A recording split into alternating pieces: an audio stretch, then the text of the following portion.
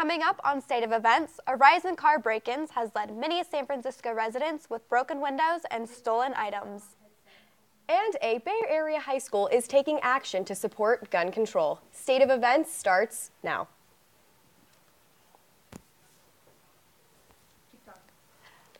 Welcome to State of Events. I'm Kelly DeLeon. And I'm Gabby Gebhardt.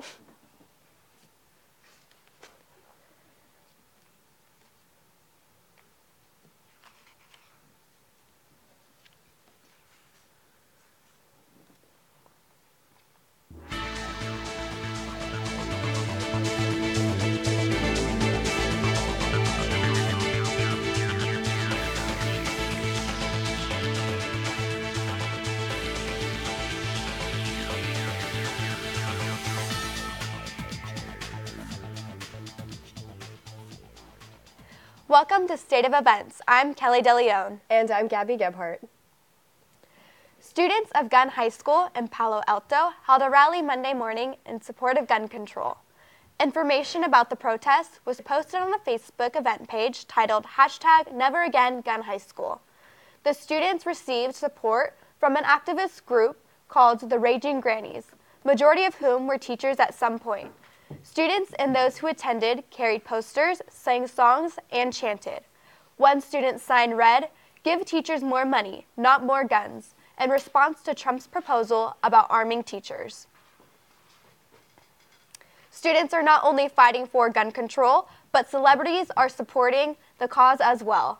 After the Stoneman Douglas High School shooting on February 14th, celebrities have been showing their support to the student survivors who are planning a march in Washington, D.C. to rally for action on gun control and school safety. Lauren G. has the story. Thanks, Kelly.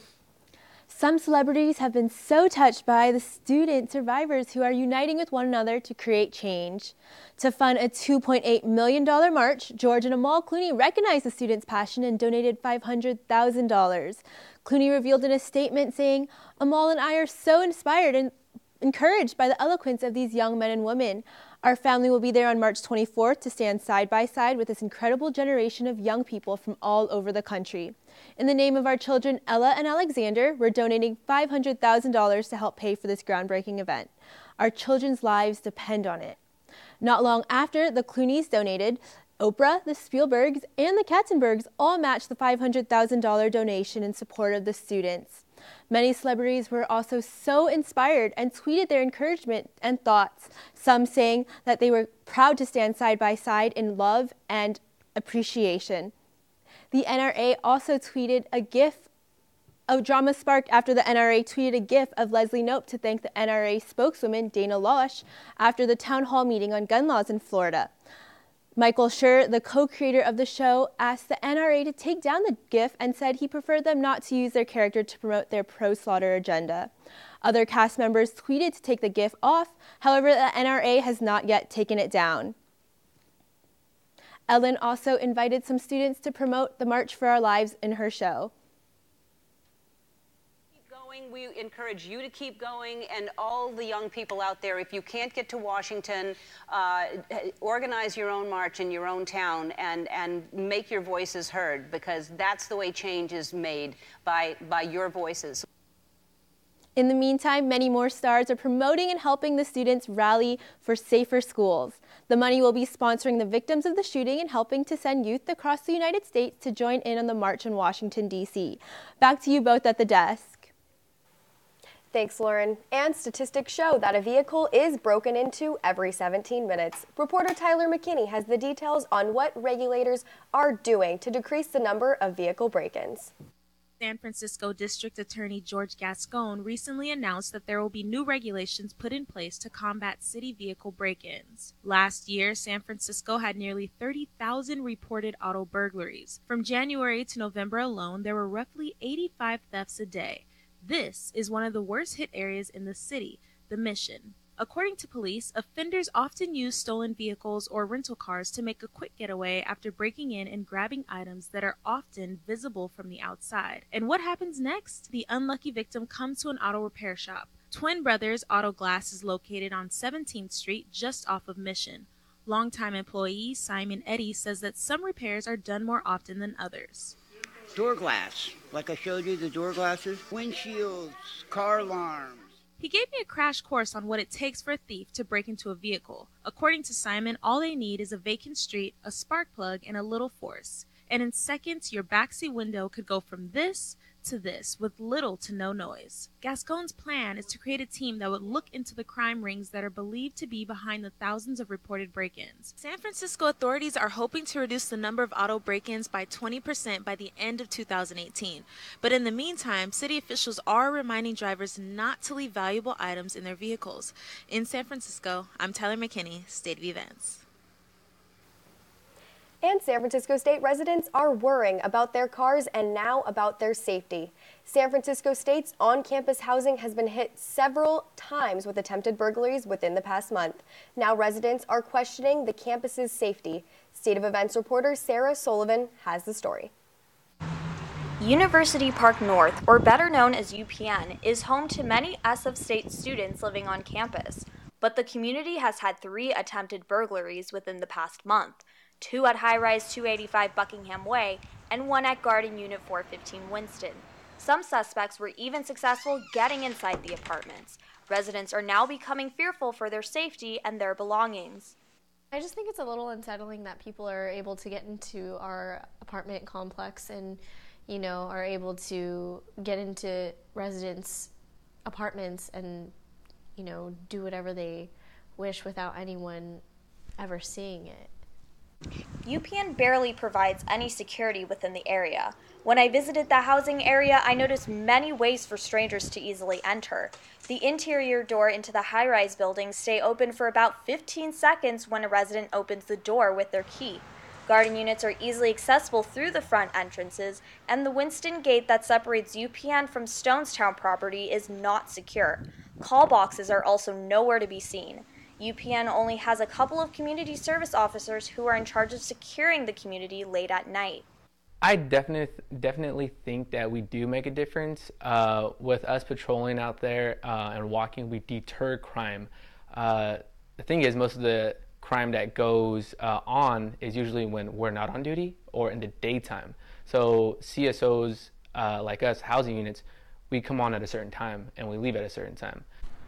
UPD Chief of Police Jason Wu did not want to go on camera. However, he did tell me that UPD is working with Residential Life to increase security in UPN by adding more call boxes and hiring more CSOs. Residents will just have to remain patient, have good security practices, and remain hopeful. In San Francisco, I'm Sarah Sullivan for State of Events. Thank you, Sarah. An unknown amount of people were detained by Immigration and Customs Enforcement throughout the weekend. Oakland's Mayor Libby Schaaf warned its residents on Saturday night that ICE may have plans to conduct an operation in the Bay Area. Few details about where and when these raids may take place were mentioned, except that they could happen within the next 24 hours. Schaaf's intent to warn residents, she said, was to protect them, not to panic them. On Monday morning, ICE spokesman James Schwab released a statement saying sanctuary cities and states are not immune to federal law. Coming up next on State of Events, stay tuned to see what all the fuss is about for a statue currently located in San Francisco. And stay tuned to find out how your wine may be affected by the California drought. Our coverage continues.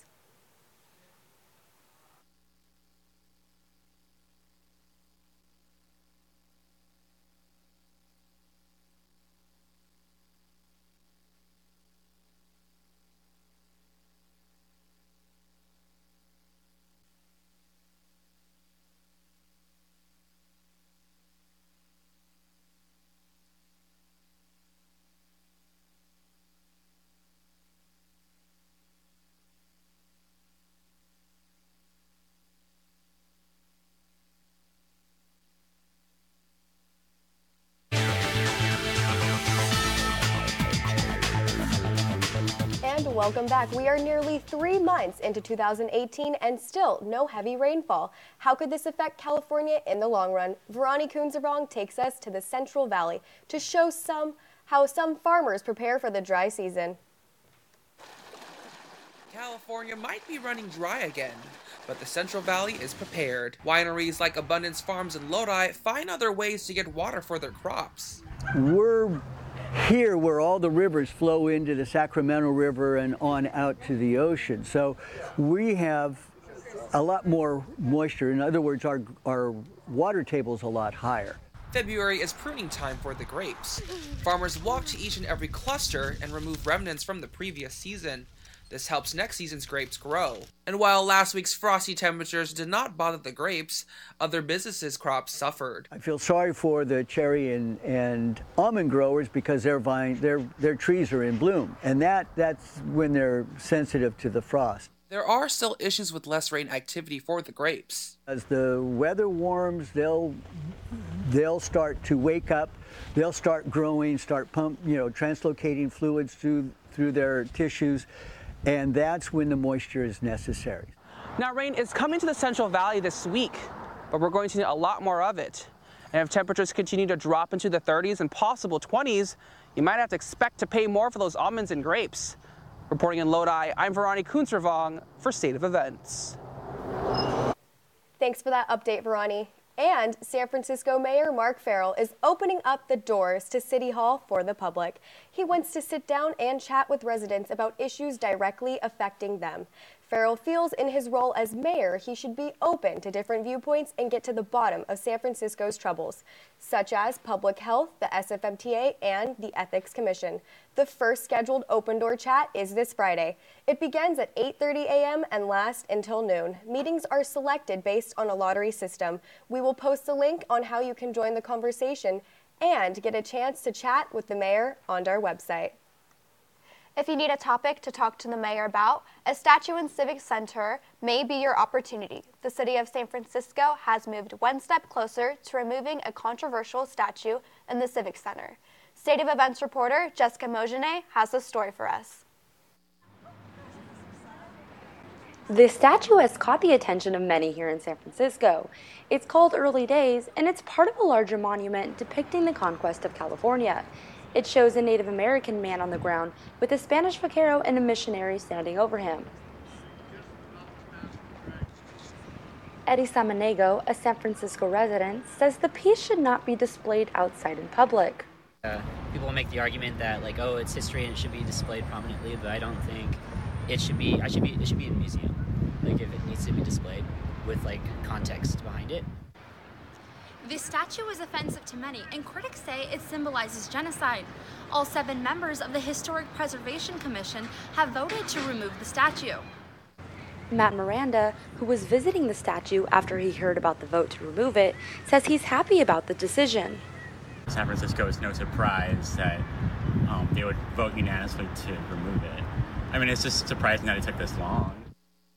Interim Mayor Mark Farrell joined in efforts to remove the statue, honoring the request of the late Mayor Ed Lee. In a letter to the Historic Preservation Commission, Farrell wrote, "Before his passing, Mayor Ed Lee publicly called for the removal of the statue, and I am proud to carry this effort forward." The project will remove the Early Days component of the monument, which will be retained and preserved at an off-site storage facility. In San Francisco, I'm Jessica Mojenier for State of Events. San Francisco supervisors Catherine Stefani and Malia Cohen are sponsoring a measure to have San Francisco celebrate both Indigenous Peoples Day and Italian American Heritage Day the second Monday in October. A few weeks ago, the supervisors voted 10-1 to switch Columbus Day to Indigenous Peoples Day, but many of San Francisco's Italian Americans were upset. They felt they were losing a holiday that represented their heritage. For some Italian Americans, the new proposal still isn't good enough. The Coalition of Italian American Organizations is currently collecting signatures for the November elections to bring back Columbus Day. As of late last week, they had 6,500 of the 20,000 signatures they needed. Yesterday, Russian President Vladimir Putin called a daily truce on Ghouta bombardment on eastern Syria. How did it turn out? This one and more stories with Sarah Cabrizio. Thank you. Sadly, the 5-hour daily truce called by Russia fails today in Syria. After a brief ceasefire, bombardments started again. Damascus and Moscow blamed rebels, saying that they shelled a safe route intended for civilians to leave their enclave. The area is being held by the rebels and is suffering one of the worst and more devastating air campaigns since the start of the war 7 years ago. The United Nations requests a 30-day ceasefire to evacuate civilians and send humanitarian aid.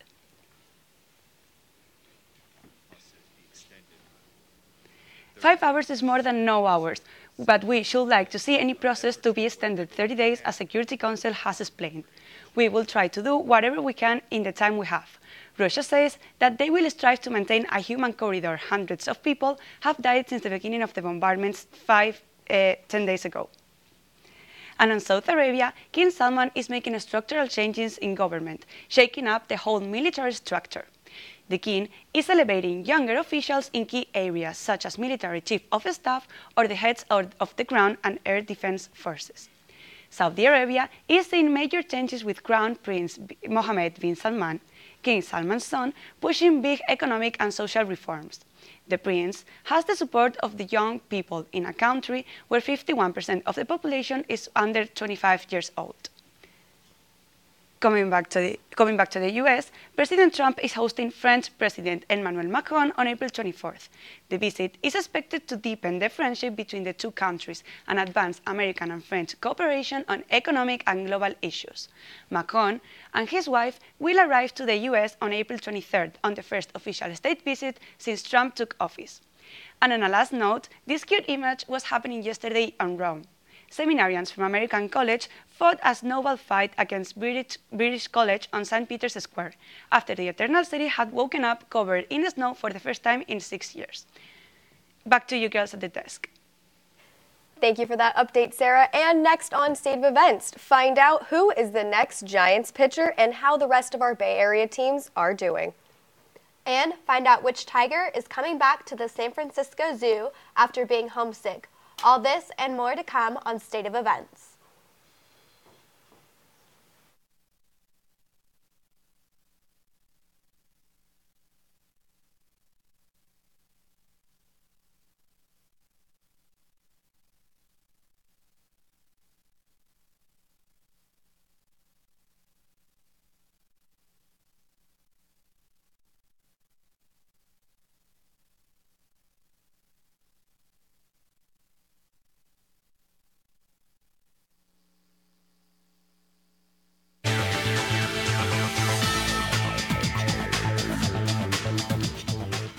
And welcome back. One Bay Area student is setting the bar high after receiving a perfect test score on a college-level exam. Located in San Jose, Evergreen Valley High School student Tommy Tran is now part of an elite group made up of 6 individuals from around the globe to achieve a perfect score on the AP Calculus AB exam in May of 2017. AP tests are based on a 5-point scaling system. Scoring a 5 is like getting a 100% or an A on a test. All of us here at San Francisco State are proud of Tommy for his hard work and remarkable achievement. Way to represent the Bay Area. And honestly, it probably took a lot of study time to get that grade. Don't you think, Kelly? Because if I was able to score a 5, I probably would not be sitting here right now. Students like Tommy will now have the chance to excel in school programs that Disney will provide. Disney is donating $1 million from its Black Panther earnings to boys and girl clubs across the country, one of those including Oakland. The money will be used to expand the science, technology, engineering, and mathematics programs, also known as STEM. These programs help youth learn about technology such as 3D printing, robotics, and video production. Disney CEO Robert Iger said in a press release, they give hope to students that they will get knowledge and tools to build the future that they want. The Olympics are over, but let's see what's going on with their Bay Area sports teams. Britta Larson has the Bay Area Sports Roundup. Surprise, surprise, the Giants have named ace Madison Bumgarner as their 2018 opening day starter. This will be the 5th consecutive year Bumgarner has been chosen to start opening day. The Oakland Athletics are hoping their young talent will help them be more competitive in the American League West after coming in 3rd place in their division and the last place in their division in the past 3 seasons. In other news, Steph Curry, Kevin Durant, and Klay Thompson combined for 69 points when the Warriors played in New York last night and beat the Knicks 125-111. The Warriors are headed to D.C. today, but will not be visiting the White House as past champions have because they were disinvited by President Trump after Stephen Curry said, quote, "I don't want to go." They will reportedly visit with local kids instead, but no media will be allowed at the event. Back to you guys at the desk. Thank you, Britta. One iconic diner in San Francisco is closing its doors after 70 years, but will reopen with a new addition after the anticipated renovation. Mel's Drive-In Diner, located at 140 South Van Ness Avenue, was the first location to open in the renowned chain. Headline News broke the story that a full bar is in the works. Mel's is currently waiting to obtain a Type 47 liquor license, which allows the sale of beer, wine, and spirits. A permit was filed with the city to allow the addition of a new 12-foot sign to mark the historic site. Jillian, the Sumatran tiger, returns home to the San Francisco Zoo. Jillian was transferred to the Sacramento Zoo a year ago and hoped she would live a better life there. But despite being fed her favorite treats and given ample toys, the 4-year-old tiger found it hard to adjust to her new surroundings. She was brought back to the San Francisco Zoo, and for now, she will remain quarantined. But zookeepers don't think it'll be long before she starts roaming around again. Sumatran tigers are endangered species, and it is believed only 500 at most exist. Well, that's very exciting news to hear that the tiger is back and doing fine. I can't wait to see her. I think we need to take a trip to the zoo, don't you think? I think so. All right, guys. Well, that is all for State of Events, so tune in next week. We'll be right here.